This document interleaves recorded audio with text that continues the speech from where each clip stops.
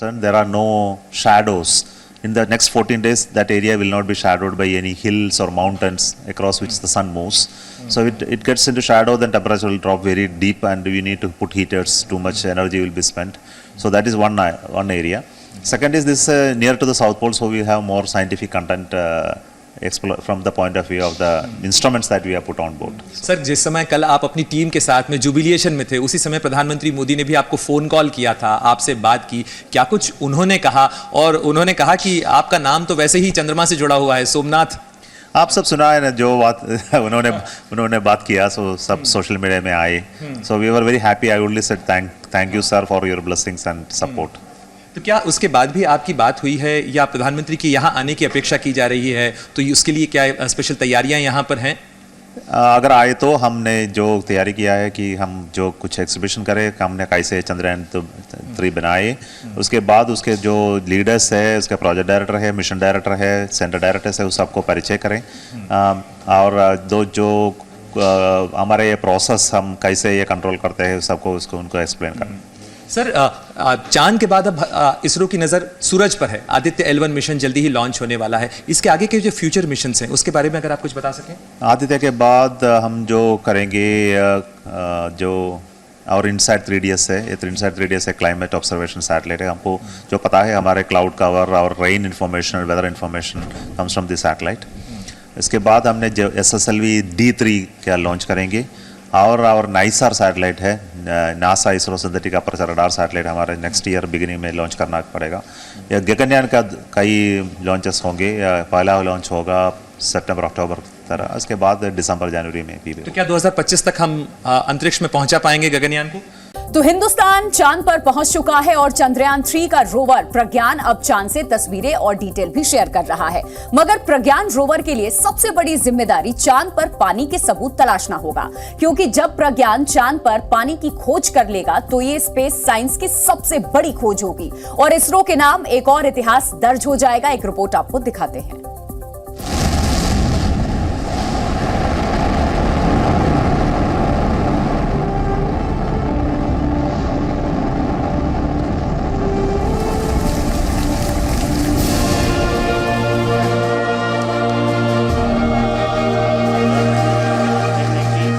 चंद्रयान 3 को चांद के साउथ पोल पर सफल लैंडिंग करते हुए पूरी दुनिया ने देखा. भारतीय वैज्ञानिकों की इस ऐतिहासिक उपलब्धि का लोहा भी पूरी दुनिया ने माना. अब बारी है दुनिया को ये दिखाने की कि भारतीय वैज्ञानिकों ने चांद को लेकर जो दावे सालों पहले किए थे उसमें कहीं कोई शको शबा नहीं है. और इस लिस्ट में सबसे ऊपर है चांद पर अलग अलग फॉर्म में पानी की मौजूदगी. दरअसल इंडियन स्पेस रिसर्च ऑर्गेनाइजेशन यानी इसरो ने जब 2008 में पहली बार चंद्रयान 1 को चांद पर उतारा था, तभी ये पता लगा लिया था कि चांद पर पानी के अंश हैं. हालांकि उस वक्त वो मिशन पूरा नहीं हो पाने के कारण इस बात की पुष्टि नहीं हो सकी थी. मगर अब जबकि चंद्रयान 3 का रोवर अपने लैंडर से निकलकर सुरक्षित तरीके से चांद की सतह पर चहलकदमी कर रहा है और इसरो को चांद से जुड़ी जरूरी जानकारियां भी भेज रहा है, तो उम्मीद ही नहीं बल्कि पूरा विश्वास है कि 15 साल पहले भारत के चंद्रयान 1 ने चांद पर पानी के होने की जो बात दुनिया को बताई थी, इस बार चंद्रयान 3 उसके और सबूत भी दिखाएगा. यूं तो अमेरिकी अंतरिक्ष एजेंसी नासा ने 2020 में दावा किया था कि उसे चंद्रमा पर पानी होने के सबूत मिले हैं, लेकिन भारत का चंद्रयान 3 चांद के साउथ पोल में उतरा है, जहां अब तक कोई भी देश नहीं पहुंच सका है. लिहाजा अगर हिंदुस्तान चांद के इस हिस्से में पानी का खुलासा करने में कामयाब होता है तो ये अंतरिक्ष विज्ञान की सबसे नई और बड़ी खोज होगी. और इसके बाद पूरी दुनिया भारत के वैज्ञानिक भारत की थ्योरी को फॉलो करेंगे. वैसे भी जोहान्सबर्ग में पीएम मोदी ने ब्रिक्स समिट के दौरान जब दुनिया को संबोधित किया तो साफ शब्दों में कहा कि चांद के साउथ पोल पर चंद्रयान 3 की सक्सेसफुल लैंडिंग केवल भारत ही नहीं बल्कि दुनिया भर के वैज्ञानिकों के लिए बड़ी उपलब्धि है और इससे सभी तरह के सुधार लाने में मदद मिलेगी.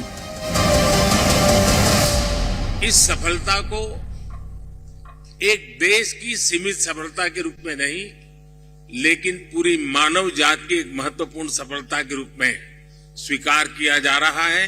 ये हम सभी लोगों के लिए अत्यंत गर्व का विषय है और भारत के वैज्ञानिकों को पूरे विश्व की तरफ से अभिनंदन का अवसर है। फ्रेंड्स, कल शाम भारत के चंद्रयान ने चांद के दक्षिण ध्रुव पर सॉफ्ट लैंडिंग की। ये केवल भारत के लिए ही नहीं बल्कि पूरे विश्व के वैज्ञानिक समुदाय के लिए एक बहुत बड़ी उपलब्धि है। दरअसल दुनिया अब तक चांद के दक्षिणी ध्रुव से अनजान है। चांद के जिस हिस्से को सबसे ठंडा माना जाता है वो अब तक अनछुआ और अनदेखा है। ऐसे में चांद के दक्षिणी ध्रुव पर पानी के सबूत पेश करना अपने आप में अद्भुत और अकल्पनीय होगा। चांद के साउथ पोल पर पानी मिलने की उम्मीद इसलिए भी काफी है क्योंकि नासा की एक रिपोर्ट के मुताबिक चांद के दक्षिणी ध्रुव पर भारी मात्रा में बर्फ मौजूद है। बर्फ के सबूत मिले तो पानी की संभावना बढ़ जाती है। पहले भी कुछ रिपोर्ट में चांद पर पानी की बात सामने आई थी। चांद पर 600 बिलियन किलो पानी होने की बात कही गई थी।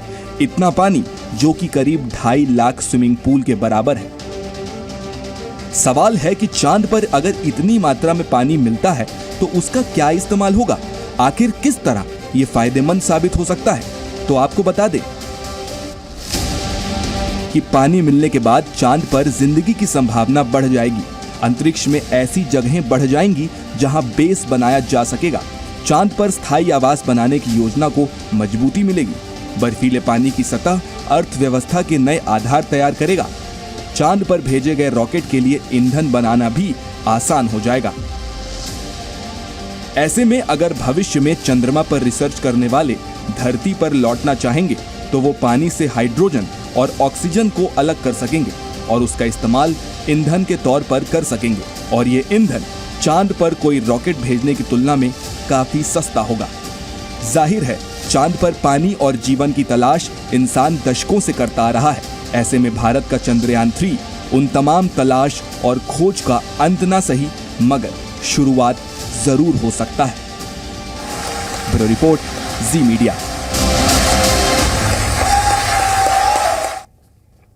तो चांद पर पानी की खोज एक खजाने के बराबर है, मगर यह कहना गलत नहीं होगा कि सिर्फ चांद पर पानी नहीं बल्कि पूरा का पूरा चांद ही किसी खजाने से कम नहीं है। और इंडियन स्पेस रिसर्च ऑर्गेनाइजेशन ने 615 करोड़ रुपए में चंद्रयान 3 को चांद पर भेजकर उस खजाने की चाबी हासिल कर ली है। एक रिपोर्ट आपको दिखाते हैं।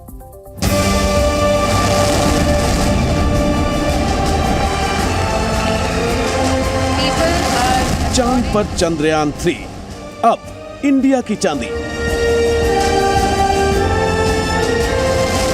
इसरो को मिला खजाना, मैन मिशन अगला निशाना। चंद्रयान 3 ने सिर्फ चांद पर कब्जा नहीं किया बल्कि उस खजाने को भी हासिल कर लिया है जो भारत और भारत की स्पेस रिसर्च ऑर्गेनाइजेशन पर धन वर्षा कर सकता है।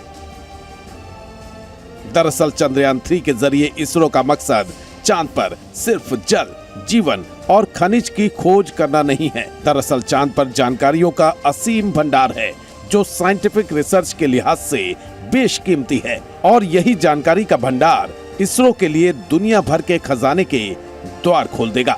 आपको बता दें, स्पेस मिशन के जरिए दुनिया भर के वैज्ञानिक कई फायदे उठा रहे हैं, जिसमें सैटेलाइट इमेजिंग, पोजिशनिंग और नेविगेशन डेटा शामिल है। मगर साइंटिफिक रिपोर्ट्स बताती हैं कि अब अंतरिक्ष अर्थव्यवस्था का बड़ा फैक्टर बनता जा रहा है।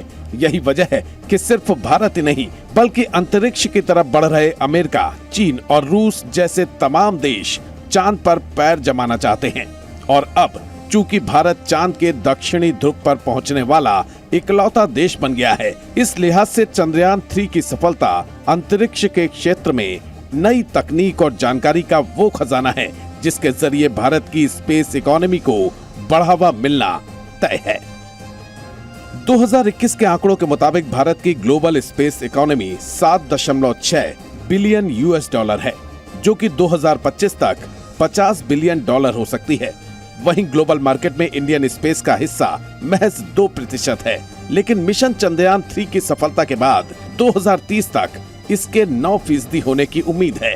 इस वक्त अमेरिका इंडियन स्पेस के 40% शेयर के साथ ग्लोबल मार्केट में पहले नंबर पर काबिज है, जबकि दूसरे नंबर पर ब्रिटेन है जिसका मार्केट शेयर 7% है। मगर चंद्रयान 3 की कामयाबी के बाद दुनिया की बड़ी ताकतें और अमेज़न जैसी कंपनियां अब भारतीय स्पेस रिसर्च ऑर्गेनाइजेशन इसरो से डील कर सकती हैं, जिससे देश का खजाना भी भरेगा। वैसे तो इसरो चीफ सोमनाथ ने चंद्रयान 3 की सफलता के साथ ही चांद पर मैन मिशन जैसी भविष्य की योजनाओं के संकेत भी दे दिए हैं। या गगनयान का कई लॉन्चेस होंगे, पहला लॉन्च होगा सितंबर अक्टूबर तरह, उसके बाद दिसंबर जनवरी में भी। तो क्या 2025 तक हम अंतरिक्ष में पहुंचा पाएंगे गगनयान को? Sure we will be able to reach. हम जाएंगे भारतीय वहाँ एक दिन चंद्रमा पर, और एस्ट्रोनॉट्स है जो गगनयान में जाएगा, और हमने जो ह्यूमन स्पेस फ्लाइट कैपेबिलिटीज हम बनाते हैं इसके तरफ से, और हमारे जो गाइडेंस प्रोग्राम है मून जाने तक का, इसके वजह से हमको एक दिन Indians will go to moon. ISRO chief का ये बयान चांद पर उस ऐतिहासिक सफलता के बाद आया जिसने दुनिया की बड़ी बड़ी स्पेस एजेंसियों के सामने इसरो की ताकत का सबूत पेश किया है। इसरो ने साबित कर दिया कि सधे और संयमित कदमों से हर सफलता हासिल की जा सकती है, और अब अंतरिक्ष में इसरो के यही बढ़ते कदम भारत की अर्थव्यवस्था ने कल भारत की शक्ति महसूस की। उन्होंने चांद पर भारत की छाप देखी। चंद्रयान 3 ने जब चांद के दक्षिणी ध्रुव पर लैंड किया तो दुनिया पहले हैरान हुई, लेकिन उसके बाद जब प्रज्ञान बाहर निकलकर चांद की जमीन पर अशोक स्तंभ और इसरो की छाप छोड़ते हुए आगे बढ़ा, तो उस चिन्ह ने दुनिया को अंतरिक्ष की नई महाशक्ति भारत से मिलवाया। कल शाम 6:04 पर चंद्रयान 3 के लैंडर विक्रम ने चंद्रमा की जमीन को छुआ। अब उससे बाहर निकला रोवर प्रज्ञान अपने हिस्से का मिशन पूरा करने के लिए चल पड़ा है। इसकी कुछ तस्वीरें सामने आई हैं। यह रोवर प्रज्ञान की तस्वीर है जो लैंडर विक्रम से निकलकर चांद की जमीन की ओर बढ़ रहा है। रोवर से चांद की जमीन कैसी दिखी, वो तस्वीरें आप खुद देखिए।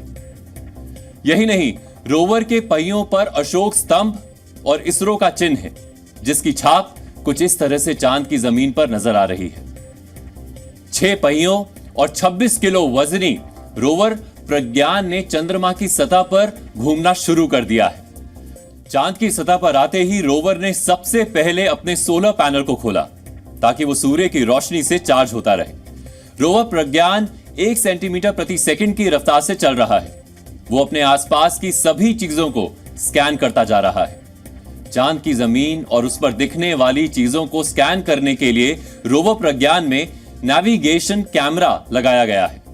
रोवर प्रज्ञान अगले लगभग 12 दिनों में करीब 500 मीटर की दूरी तय करेगा। प्रज्ञान में 2 तरह के पेलोड लगे हुए हैं जो पानी और कीमती धातुओं को तलाशेंगे। रोवर प्रज्ञान चांद से जुड़े कई तरह का डेटा इकट्ठा करेगा, जिसे पहले वो लैंडर विक्रम को भेजेगा।